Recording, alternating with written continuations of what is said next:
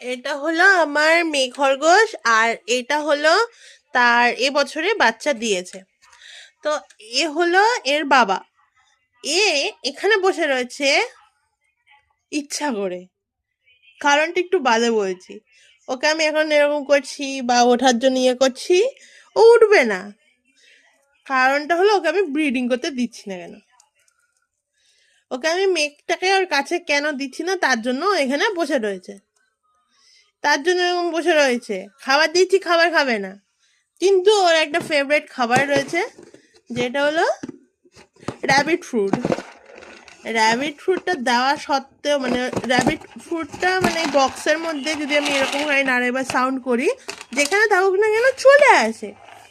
আর এখন ওর কাছে মানে ওর ফাস্ট ফুড যেটা ওর সামনে রয়েছে, ওর র্যাবিট ফুড যেটা ওর সামনে রয়েছে, এই যে এদের অবস্থা দেখো, এই যে এরা যেরকম করে, মানে এই আওয়াজটা শুনলে এও ঠিক সেরকমই করে। মানে ও যদি খাটের তলেও শুয়ে থাকে কোথাও, সোজা চলে আসবে আমার সামনে। ও মানে ওকে যখন আমি খুঁজে পাই না, তখন আমি এটাকে আওয়াজ করি এরকমভাবে, তো যেখানে থাকুক না কেন চলে আসে। যদি ও কথা শুনছে না, খাটের তলায় ঢুকে রয়েছে, আসছে না। তো ওর সামনে ওর ফেভারিট খাবার দাবার আছে, তাও ও খাচ্ছে না। তাও ও খাচ্ছে না। তাও ও খাচ্ছে না, তাও না। ওঠ, ওঠ, এনে আয়। আয়, এখানে উঠে এসে খেতে হবে। আয়, ওঠ, ওঠ। এই যে দেখো, ওরা জানে তো কিরকম করছে, দেখো।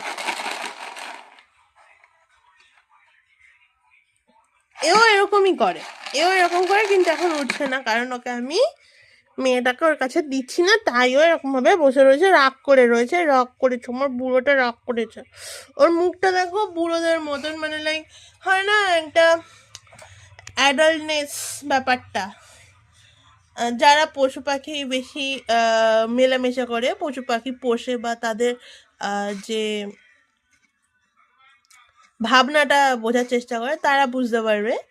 আর যারা করে না, তাদের তো আমি বোঝাতে পারবো না।